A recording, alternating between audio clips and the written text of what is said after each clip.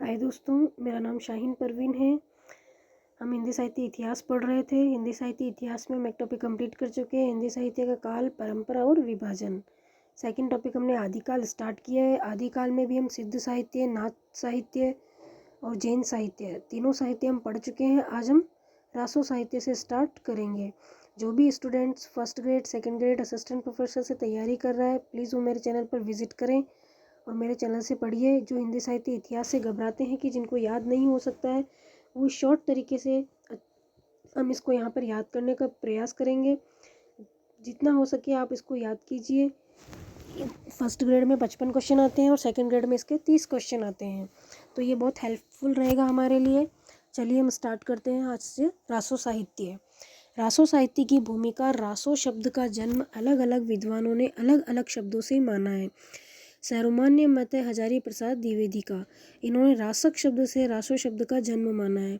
यानी हजारी प्रसाद द्विवेदी जी ने कौन से शब्द से माना है? रासक शब्द से माना है। ये शब्द याद रखने हैं कि रासक कौन होंगे और रासो कौन होंगे। रासक एक छंद का नाम है जिसमें 29 मात्राएं होती है। रासक शब्द से रासो शब्द का व्युत्पत्ति क्रम निम्न है, यानी इसका क्रम भी हम याद करें, जैसे रासक, फिर रासय, फिर रासा और फिर रासो। इस मत को विश्वनाथ प्रसाद मिश्र, चंद्रबली पांडेय ने भी माना है। अन्य निम्नलिखित में जैसे रहस्य किसने कहा है? तो कवि राजा श्यामल दास ने कहा है। ऐसे राजसूई किसने कहा है? तो घारसदा तासी ने नाम रखा है। रसिक किसने कहा है? तो रसिक नरोत्तम स्वामी ने रखा है। ऐसे रास किसने रखा है? नंद दुलारे वाजपेयी ने। इसलिए रसायन किसने रखा है? रामचंद्र शुक्ल। ये वाला क्वेश्चन पूछा गया है कि रसायन शब्द की उत्पत्ति, रासो शब्द की उत्पत्ति रसायन से किसने मानी है? तो रामचंद्र शुक्ल ने मानी है। और किस में सबसे पहले इसका प्रयोग मिलता है? तो बीसल देव रासो में इसका सबसे पहले प्रयोग मिलता है। ये दोनों चीज़ हमें याद रखनी, वैसे तो सारे ही याद रखने हैं। रहस्य कवि राजा श्यामल दास, राजसूई घारसदा तासी, रसिक नरोत्तम दास स्वामी और रास नंद दुलारे वाजपेयी और रसायन रामचंद्र शुक्ल। प्रमुख रासो ग्रंथ सबसे पहले पढ़ेंगे हम पृथ्वीराज रासो। इंपॉर्टेंट है, पृथ्वीराज रासो से 1 से 2 क्वेश्चन आते ही आते हैं, इसीलिए आप इसको अच्छे से कंप्लीट कीजिए। पूरे रासो साहित्य से भी 2 क्वेश्चन तो आ ही जाते हैं। आदिकाल से 2 क्वेश्चन तो आपको रासो साहित्य से ही मिल जाएंगे, बाकी पूरे आदिकाल से 9 क्वेश्चन आते हैं। चले हम पढ़ते हैं पृथ्वीराज रासो। पृथ्वीराज रासो कौन सी ईस्वी में स्टार्ट हुआ? ये 12वीं और 13वीं शताब्दी में, 13वीं ईस्वी में स्टार्ट हुआ। इसके रचयिता कौन माने जाते हैं? चंदबर दाई। ये एक अर्ध प्रमाणिक रचना है। ये जगता गोत्र के थे। माना जाता है कि चंदबरदाई तथा पृथ्वीराज दोनों का जन्म मृत्यु एक साथ हुई है और ये दोनों क्या थे? अभिन्न मित्र थे। यानी चंदबरदाई और पृथ्वीराज चौहान दोनों ही क्या थे? एक अभिन्न मित्र थे। हजारी प्रसाद द्विवेदी ने इसे अर्ध प्रमाणिक रचना माना है। क्वेश्चन आ सकता है कि पृथ्वीराज रासो को अर्ध प्रमाणिक मानने वाले कौन है?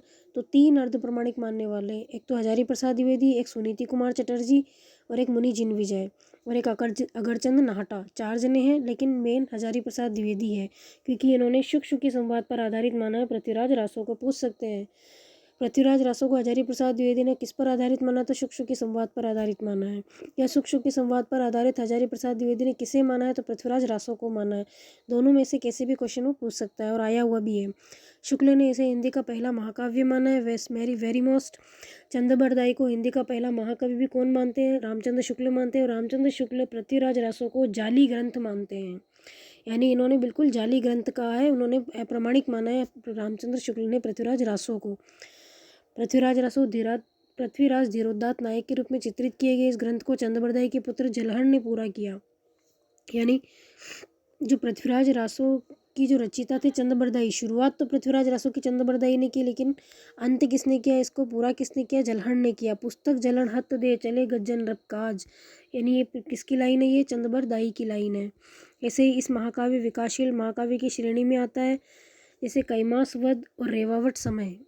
कैमासवध और रेवावट समय इसकी प्रमुख घटनाएं हैं। चंदबरदाई का प्रिय अलंकार अनुप्रास और यमक है। इस रचना में कुल 16,306 छंद है। किसमें? पृथ्वीराज रासो में कुल कितने छंद हैं? 16,306। इसमें 68 प्रकार के छंद हैं। प्रधानता छप्पय की है। शिव सिंह सेगर ने शिव सिंह सरोज में चंदबरदाई को छप्पयों का राजा कहा, यानी छप्पयों का राजा किसे कहा जाता है? चंदबरदाई को। किसने कहा है? शिव सिंह सेगर ने अपने ग्रंथ शिव सिंह सरोज में कहा है। इसमें कुल 69 सर्ग। अब यहाँ 68 और 69 में हम कंफ्यूज होंगे। 68 इसमें छंदों का प्रयोग किया गया, 68 प्रकार के, और कुल चंद सर्ग है 69, यानी सर्ग का मतलब होता है अध्याय या उसके भाग या खंड, वो तो है 69, जबकि 68 क्या है, इसके छंद हैं। इसके सर्गों को समय कहा जाता है। इसमें डिंगल पिंगल शैली का प्रयोग हुआ है। डिंगल और पिंगल दोनों शैली का प्रयोग हुआ है, लेकिन ऑप्शन में अगर डिंगल और पिंगल दोनों अलग अलग पूछे जाए तो आपको आंसर केवल पिंगल ही करना है। पिछली बार फर्स्ट ग्रेड में पूछा गया है ये क्वेश्चन, और डिंगल और पिंगल दोनों ऑप्शन में आए थे, लेकिन पिंगल ही ऑप्शन को सही माना गया था। बाकी अगर साथ में आए तो फिर डिंगल पिंगल दोनों ही होंगे। इसमें वीर व श्रृंगार रस, ओज व माधुर्य गुण, घोड़ी वैदर्भी रीति का प्रयोग हुआ है। प्रमाणिकता के आधार पर इनको कितने भागों में बांटा गया है, 3 भागों में बांटा गया है, अप्रामाणिक, अर्धप्रमाणिक और प्रमाणिक। सबसे पहले पढ़ेंगे हम अप्रामाणिक। अप्रामाणिक में कौन होंगे, डॉक्टर बुलर, इन्होंने सबसे पहले अप्रामाणिक घोषित किया, यानी पृथ्वीराज रासो को पृथ्वीराज जय विजय ग्रंथ के आधार पर सबसे पहले अप्रामाणिक किसने घोषित किया, तो डॉक्टर बुलर ने घोषित किया। इस टाइप से क्वेश्चन पूछेंगे इसके अंदर। आचार्य रामचंद्र शुक्ल भी अप्रामाणिक मानते हैं, हमने ऊपर पढ़ा था कि जाली ग्रंथ मानते हैं। ऐसे रामकुमार वर्मा, कवि राजा श्यामल दास, गौरी शंकर हीराचंद ओझा और मुंशी देवी प्रसाद, ये सब इसको अप्रामाणिक मानते हैं। अब इसकी एक ट्रिक है, अगर आपको याद होती हो तो मैं आपको याद करवा सकती हूँ, मैंने भी इसी तरह से इसको याद किया था। जैसे अप्रामाणिक का तो आपको याद करना है गोमुख मुराबू, गोमुख मुराबू। अब इसको कैसे याद करोगे, अगर आपको याद होती है, अगर आपने अपनी ट्रिक कोई बना रखी है तो बहुत अच्छी बात है, अगर आपने ट्रिक नहीं बना रखी है तो मैंने इस ट्रिक से याद किया है, अगर आपको भी इस ट्रिक से याद होता है तो आप ज़रूर कीजिएगा। गो का मतलब होगा गौरी शंकर हीराचंद ओझा, मुँह का मतलब होगा मुंशी देवी प्रसाद, कै का मतलब होगा कवि राजा श्यामल दास, मुँह का मतलब होगा मुरारी दान, इसमें मुरारी दान नहीं लिखा हुआ है लेकिन मुरारी दान भी अप्रामाणिक मानते हैं। और रा से आपको 2 रा याद रखने, एक तो रामचंद्र शुक्ल, एक रखना है रामकुमार वर्मा, और बू से याद करना है डॉक्टर बुलर, जिन्होंने सबसे पहले अप्रामाणिक माना पृथ्वीराज विजय ग्रंथ के आधार पर। आप सिर्फ ये 6 शब्द याद रख के ही आप इस ट्रिक को याद कर सकते हैं, क्योंकि हम अर्ध प्रमाणिक, अप्रामाणिक और प्रमाणिक तीनों में हम कन्फ्यूज़ होंगे वहाँ पर, इसीलिए इसको आप याद कीजिए गोमुख मुराबू, तो आपको आसानी होगी नीचे से अर्ध प्रमाणिक को प्रमाणिक वालों को छांटने में। अब जैसे अर्ध प्रमाणिक को कौन है, अर्ध प्रमाणिक के हजारी प्रसाद द्विवेदी, मुनि जिन विजय, अगरचंद नाहटा और सोनीति कुमार चटर्जी। सबसे पहले अर्ध प्रमाणिक किसने माना, हमने ऊपर भी पढ़ा है, हजारी प्रसाद द्विवेदी ने माना है पृथ्वीराज रासो को। इसके बाद मुनि जिन विजय, अगरचंद नाहटा और सोनीति कुमार चटर्जी। इसके बाद हम प्रमाणिक पढ़ेंगे। प्रमाणिक में ग्रियर्सन, मिश्र बंधु, कर्नल जेम्स टोड, श्याम सुंदर दास, मोतीलाल मेनारिया और मोहनलाल विष्णुलाल पांड्या। अब इसकी ट्रिक मैं बताती हूँ आपको, ऐसे याद रखना, बाम मिमोविक। क्या याद रखोगे आप इसकी ट्रिक, बाम, मैं यहाँ लिख देती हूँ, बाम मिमोविक, इस टाइप से आप इसको याद कर सकते हो, ये मेरी अपनी खुद की ट्रिक है, बाम मिमोविक। बाम, अब बाम, बा का मतलब होगा बाबू श्याम सुंदर दास, मैं का मतलब होगा मोतीलाल मेनारिया, और मी का मतलब होगा मोहनलाल विष्णुलाल पांड्या, मोहनलाल विष्णुलाल पांड्या होगा। मी का मतलब होगा मिश्र बंधु, और वी का मतलब होगा विष्णु, मो और वी दोनों एक साथ आएंगे, मोहनलाल विष्णुलाल पांड्या, और कै का होगा कर्नल जेम्स टोड। एक बार वापस बता देती हूँ, बा का मतलब होगा बाबू श्याम सुंदर दास, बाम, मैं का मतलब होगा मोतीलाल मेनारिया, मी का मतलब होगा मिश्र बंधु, मोका और वी का मतलब होगा मोहनलाल विष्णुलाल पांडे, और कै का होगा कर्नल जेम्स टोड। अब इसमें सिर्फ आपको एक्स्ट्रा याद रखना है ग्रियर्सन, क्योंकि ग्रियर्सन की ट्रिक्स में नहीं बनी है। अब आप सोचेंगे कि अप्रामाणिक और प्रमाणिक को हम कैसे याद रखें, तो बाम जो होती है वो हर मेडिकल पे मिलती है, तो बाम क्या होती है, एक प्रमाणिक चीज़ है बाम, सिर दर्द करने के लिए हम बाम का प्रयोग लेते हैं, तो क्या है बाम, क्या आएगी, प्रमाणिक। इस तरीके से आप इसको याद अपनी इमेजिन विजुलाइज कर सकते हो कि बाम क्या होगी, प्रमाणिक होती है, तो आप अच्छे से याद रख सकते हो, जो बाम मिमोविक ट्रिक होगी वो प्रमाणिक की होगी, फिर अगली जो आप गोमुख मुराबू याद करेंगे वो ऑटोमेटिक आपको याद हो जाएगी, वो अप्रमाणिक है। तो इस तरीके से आप अप्रमाणिक और प्रमाणिक का तो ट्रिक बना सकते हैं, और अर्ध प्रमाणिक के आप चारों मुँह पे याद कर सकते हैं, हजारी प्रसाद द्विवेदी, मुनि जिन विजय, अगरचंद नाहटा और डॉक्टर सुनीति कुमार चटर्जी। मेरे हिसाब से आपको याद हो गया होगा, और अच्छे से आप 3-4 बार रिवाइज कीजिएगा, क्योंकि इसमें से एक क्वेश्चन जरूर आता है। अब तक इस रचना के कुल कितने संस्करण मिल चुके हैं, तो कुल 4 संस्करण मिल चुके हैं पृथ्वीराज रासो के। सबसे पहला वृहद संस्करण, मध्य संस्करण, लघु संस्करण और लघुत्तम संस्करण। इसमें से सबसे मूल संस्करण कौन सा है, लघुत्तम संस्करण है, और डॉक्टर दशरथ शर्मा ने भी प्रमाणिक माना है किसको, लघुत्तम संस्करण को। ये दोनों क्वेश्चन पूछे जा चुके हैं इसके अंदर, इसीलिए मैंने सबसे पहला मैंने इन्हीं को ही हाईलाइट किया है। अब सबसे पहले पढ़ते हैं वृहद संस्करण, ये उदयपुर संग्रहालय में सुरक्षित है। इसका वर्णन ऊपर किया जा चुका है। इसमें 9000 छंद हैं। मध्य संस्करण बीकानेर संग्रहालय में सुरक्षित है। लघु संस्करण 3500 छंद है और 19 सर्ग है। लघुत्तम संस्करण इसमें 1300 छंद है, पर शोध कार्य चल रहा है। डॉक्टर दशरथ शर्मा ने इसे प्रमाणिक माना है। सिर्फ इसमें से आपको नाम याद रखने हैं और आपको नीचे लघुत्तम संस्करण का ही याद रखना है कि वह मूल संस्करण कौन सा माना जाएगा पृथ्वीराज रासो का, तो लघुत्तम संस्करण माना जाएगा। और दशरथ शर्मा ने किसको प्रमाणिक माना, कौन से संस्करण को प्रमाणिक माना है, तो लघुत्तम संस्करण को प्रमाणिक माना है। डॉक्टर बच्चन सिंह ने पृथ्वीराज रासो को राजनीतिक महाकाव्य की क्या कहा है, त्रासदी कहा है। यानी बच्चन सिंह ने पृथ्वीराज रासो को राजनीतिक महाकाव्य की त्रासदी कहा। ये कोटेशन आपको याद रखनी है। इसके बाद हम पढ़ेंगे बीसलदेव रासो। ये भी इंपॉर्टेंट है, इसमें से भी क्वेश्चन आता है क्योंकि फर्स्ट ग्रेड में तो स्पेशली मेंशन किया हुआ है बीसलदेव रासो के नरपति नाले को, इसीलिए इसमें से फर्स्ट ग्रेड में फिक्स है एक क्वेश्चन आना ही आना है। बीसलदेव रासो के रचिता कौन है, नरपति नाले। याद रखने हैं आपको नरपति नाले को।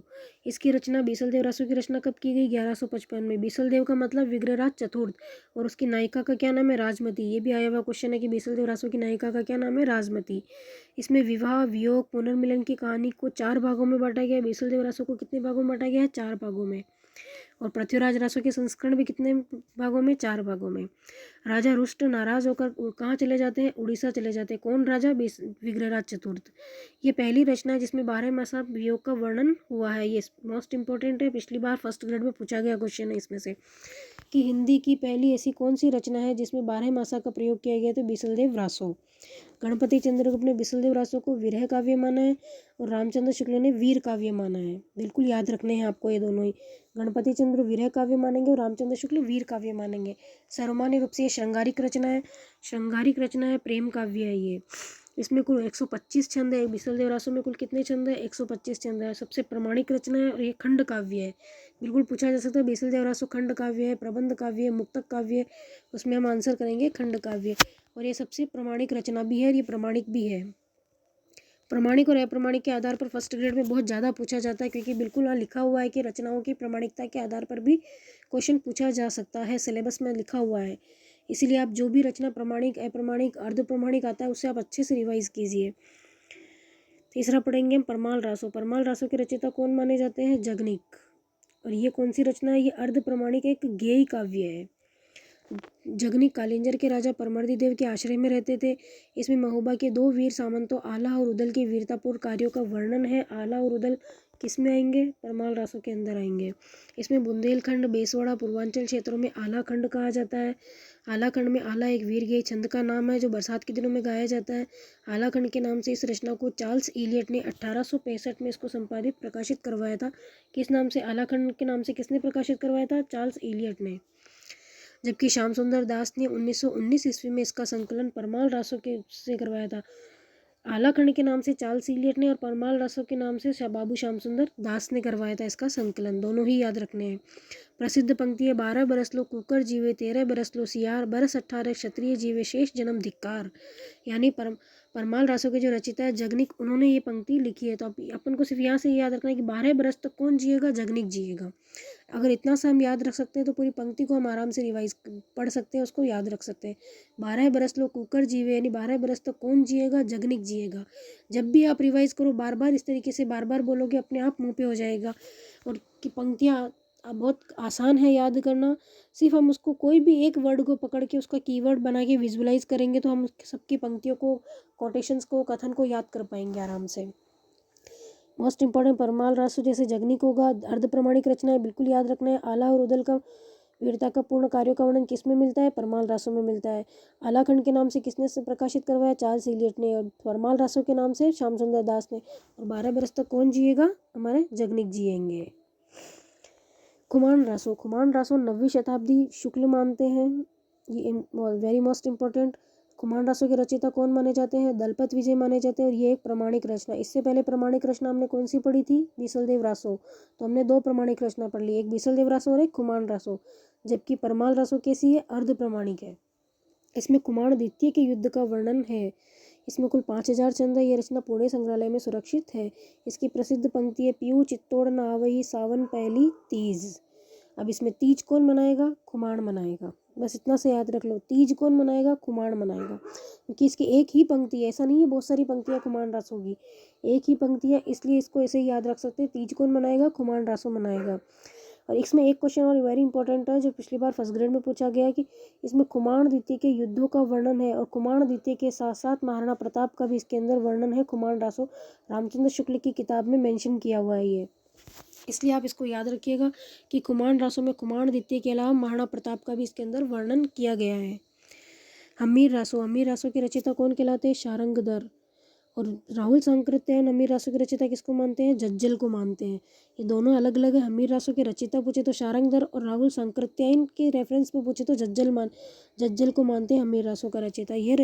यह रचना सूचना मात्र के रूप में उपलब्ध है, स्वतंत्र प्राप्त नहीं हुई। हमीर तथा अलाउद्दीन के मध्य हुए युद्ध का इसके अंदर वर्णन है। प्राकृत पेंगलम ग्रंथ में मिलता है हमीर रासो। इसकी भाषा कैसी है? हमीर रासो भाषा अपभ्रंश है। प्राकृत पेंगलम की रचयिता कौन है? लक्ष्मीधर, एक छंद शास्त्र है, और इसकी भाषा भी कैसी है? अपभ्रंश है। विजयपाल रासो के रचयिता कौन माने जाते हैं? नल्ल सिंह भाट। ये एक प्रमाणिक रचना है, इसकी भाषा अपभ्रंश है। इसमें विजयपाल तथा पंग राजा के मध्य हुए युद्ध का वर्णन है। ये कैसी रचना है? एक प्रमाणिक रचना है। और नल्ल सिंह भाट, बस इसमें दोनों चीज़ याद रखने। एक बार मैं आपको पूरा रासो साहित्य वापस रिवाइज करवा देती हूँ ताकि आपको ये मुंह पे हो जाए, क्योंकि इसमें से 100% 2 क्वेश्चन फिक्स है कि आते ही आते हैं। पूरे आदिकाल में से रासो साहित्य से 2 क्वेश्चन आते हैं, इसीलिए केवल रासो साहित्य पढ़ा रही हूँ मैं। रासो साहित्य की भूमिका। रासो शब्द का जन्म सर्वमान्य मत हजारी प्रसाद द्विवेदी ने क्या माना? रासक शब्द से माना है। ये क्रम याद रखना है, रासक, रासय, रासा और रासो। इसके बाद रहस्य शब्द से किसने उत्पत्ति मानी? कवि राजा श्यामल दास। राजसूय से किसने मानी? गारसद दासी। रसिक से किसने मानी? नरोत्तम दास स्वामी। रास से किसने मानी? नंद दुलारे वाजपेयी ने। रसायन से किसने मानी? रामचंद्र शुक्ल ने। सबसे पहले प्रयोग कहाँ हुआ? बीसलदेव रासो में। सबसे पहला पढ़ेंगे पृथ्वीराज रासो, 12वीं-13वीं शताब्दी। रचिता कौन? चंद्रबरदाई। अर्ध प्रमाणिक रचना है ये, दोनों अभिन्न मित्र थे। चंद्रबरदाई और पृथ्वीराज। शुक के संवाद पर आधारित किसने माना? हजारी प्रसाद द्विवेदी ने माना। जाली ग्रंथ किसने माना? रामचंद्र शुक्ल ने माना। हिंदी का पहला महाकाव्य मानते हैं रामचंद्र शुक्ल पृथ्वीराज रासो को। धीरोदात्त नायक के रूप में चित्रित किए। पूरा किसने किया? इसने जलहर ने पूरा किया। पुस्तक जलन हत दे चले गज्जन रब काज किसकी है? चंद्रबरदाई की है। कैमासवध और रेवावट समय इसकी प्रमुख घटनाएं हैं। चंद्रबरदाई का प्रिय अलंकार, अनुप्रास और यमक। इसमें कितने प्रकार के छंद? 68 प्रकार के छंद। और कितने सर्ग पूछेंगे तो 69। छप्पयों का राजा किसको कहा गया? चंद्रबरदाई को। किस ग्रंथ में कहा गया पूछेंगे तो शिव सिंह सरोज में कहा गया। इसके बाद इसमें कुल 70 सर्ग है। इसके बाद प्रमाणिक, अप्रमाणिक और अर्ध प्रमाणिक। अप्रमाणिक की ट्रिक है गोमुख मुराबू। अर्ध प्रमाणिक के आपको चारों याद करने पड़ेंगे, हजारी प्रसाद, मुनि जिन विजय, अगरचंद नाहटा, सुनीति कुमार चटर्जी। और प्रमाणिक की आएगी बाम मिमोविक। बाम कैसी होती है हमारी? प्रमाणिक हर मेडिकल पे मिलती है, तो उसी से आप याद रख लो, बाम मिमोविक। अब तक इस रचना के पृथ्वीराज रासो के कितने संस्करण? 4 संस्करण। सबसे मूल संस्करण कौन सा है? लघुत्तम। दशरथ शर्मा ने कौन सा प्रमाणिक माना है? लघुत्तम संस्करण माना है। बच्चन सिंह ने पृथ्वीराज रासो को राजनीतिक महाकाव्य की त्रासदी कहा हुआ है। इसके बाद बीसलदेव रासो पढ़ेंगे। रचिता कौन थे? नरपति नायक। स्थापना, इसकी रचना कभी भी 1155। नायिका का क्या नाम है? राजमती। बीसलदेव रासो को क्या कहा जाता है? विग्रहराज चतुर्थ कहा जाता है। बीसलदेव रासो कहाँ चले गए थे? विग्रहराज चतुर्थ कहाँ चले गए थे? उड़ीसा। 12 मासा का प्रयोग सबसे पहले वर्णन कहाँ मिलता है? बीसलदेव रासो में मिलता है। गणपति चंद्र को बीसलदेव रासो को क्या मानते हैं? विरह काव्य। रामचंद्र शुक्ल क्या मानते हैं? वीर काव्य। कौन सी रचना है? मूल रूप से श्रृंगारिक रचना है और प्रमाणिक रचना है, खंड काव्य है। परमाल रासो जगनिक अर्ध प्रमाणिक रचना है। परमर्दी देव के आश्रय में रहते थे। आला और रुदल वीरतापूर्ण कार्यों का वर्णन है। आला खंड भी कहा जाता है। चार्ल्स इलियट ने तो आला खंड नाम से प्रकाशित करवाया, जबकि श्याम सुंदर दास ने परमाल रसों के नाम से करवाया। 12 बरस तो कौन जिएगा? हमारे जगनिक जिएंगे। इसके बाद पढ़ेंगे खुमान रासो। खुमान रासो 9वीं शताब्दी, रामचंद्र शुक्ल मानते हैं। खुमान द्वितीय के साथ साथ महाराणा प्रताप का भी इसके अंदर वर्णन है। पुणे संग्रहालय में सुरक्षित है और प्रमाणिक रचना है, इंपॉर्टेंट। हमीर रासो सारंगधर, राहुल सांकृत्यायन, जज्जल को मानते हैं। भाषा कैसी है? अपभ्रंश है। प्राकृत पेंगलम एक छंद शास्त्र है। रचिता कौन है प्राकृत पेंगलम के? लक्ष्मीधर है। विजयपाल रासो नल्ल सिंह भाट, प्रमाणिक रचना है। इसमें विजयपाल और पंग राजा के मध्य हुए युद्ध का वर्णन है। ये हमारा रासो साहित्य कंप्लीट हो गया है। अगली नेक्स्ट वीडियो हम लौकिक साहित्य और इसके आगे की जो एक और बचा हुआ है, लौकिक साहित्य और गद्य साहित्य, बस ये 2 साहित्य और बचे हुए हैं। हमारा आदिकाल कंप्लीट हो जाएगा। आदिकाल कंप्लीट हो जाएगा। पृथ्वीराज रासो का अच्छे से 3 से 4 बार अच्छे से रीडिंग कीजिएगा और याद कीजिएगा, जो भी first grade second grade assistant professor से तैयारी कर रहा है हिंदी सब्जेक्ट से, वो प्लीज़ मेरे चैनल को लाइक कीजिए, सब्सक्राइब कीजिए, सपोर्ट कीजिए, आगे बढ़ाइए, ताकि हर वो स्टूडेंट्स जो हिंदी साहित्य के इतिहास से घबराता है कि मुझे हिंदी साहित्य का इतिहास याद नहीं होता है, वो बहुत अच्छे तरीके से मेरे चैनल से याद कर सके, रिवाइज़ कर सके और किसी भी एक पोस्ट पर सिलेक्शन ले सके। बस इतना सा ही पर्पज़ है। आप अच्छे से पढ़िए, याद कीजिए। अगर आपको किसी चीज़ में प्रॉब्लम है, मेरे पढ़ाने में प्रॉब्लम है, या आपको कोई सुझाव देना है, या कि वीडियो आने में कोई दिक्कत हो रही है, तो आप प्लीज़ कमेंट कीजिए। मैं मेरे जो भी उसमें सुधार होना होगा वो मैं सुधार करने की कोशिश करूँगी। Okay, thank you.